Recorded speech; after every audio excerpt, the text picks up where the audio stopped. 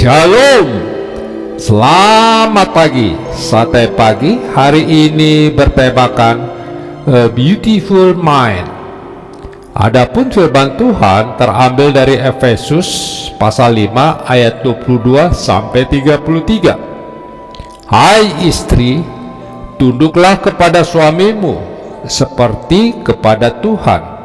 Karena suami adalah kepala istri sama seperti Kristus adalah kepala jemaat. Dialah menyelamatkan tubuh.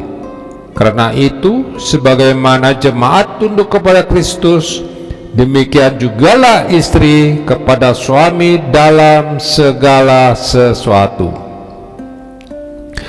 Sebuah film yang berjudul A Beautiful Mind telah memenangkan piala Oscar beberapa tahun yang lalu. Film yang dibintangi oleh Russell Crowe ini diangkat dari kisah nyata kehidupan seorang bernama John Nash, pemenang hadiah Nobel bidang ekonomi. John Nash adalah seorang yang brilian, tetapi dia mengalami gangguan kejiwaan yang disebut skizofrenia. Skizofrenia adalah gangguan mental yang menyebabkan penderitanya mengalami halusinasi, delusi, kekacauan berpikir, dan perubahan perilaku.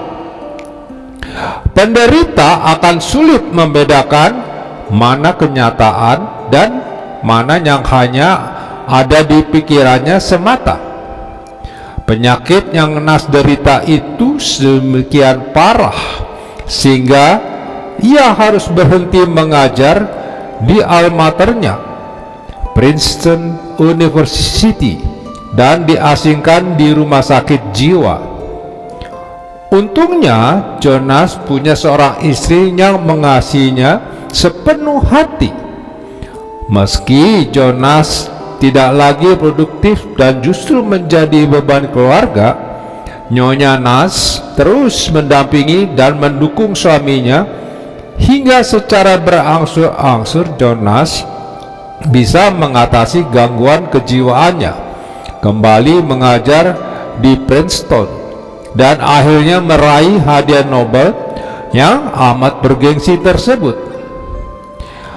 Pada saat upacara penerimaan hadiah Nobel tersebut, John Nash mengatakan bahwa semua pencapaian besar ini bisa terjadi karena dia memiliki seorang istri yang mengasihinya dengan kasih yang besar, tulus, dan sepenuh hati. Rasul Paulus dalam suratnya kepada jemaat di kota Efesus menyabarkan bagaimana dasar sebuah pernikahan seharusnya dibangun. Menurutnya, ketika suami istri membangun hubungan satu dengan yang lain, harus bercermin kepada hubungan Kristus dan jemaat. Tidak hanya untuk jemaat di Efesus, Paulus berbicara tentang pernikahan juga kepada jemaat di Kolose dan Korintus, termasuk juga surat yang dia tunjukkan untuk Timotius dan Titus. Paulus mengulasnya di beberapa suratnya karena menurutnya pernikahan adalah penting.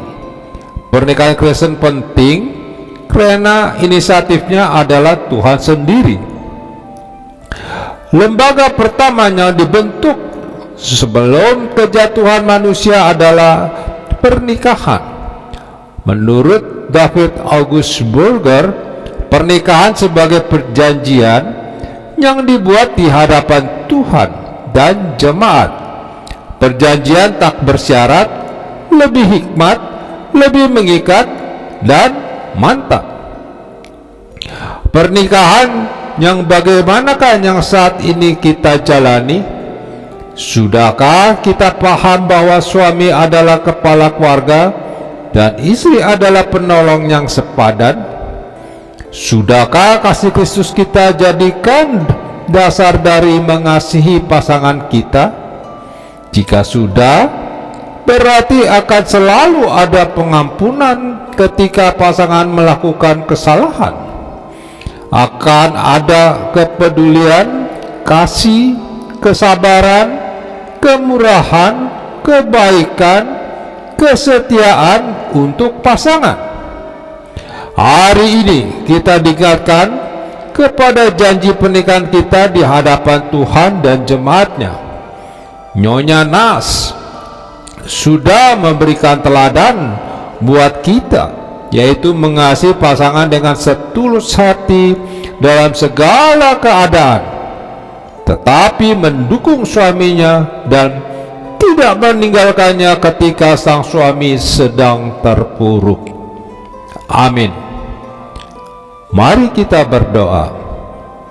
Bapa Surgawi, tolong kami untuk bisa mengasihi pasangan kami dengan tulus dan kasih yang tidak meminta balasan.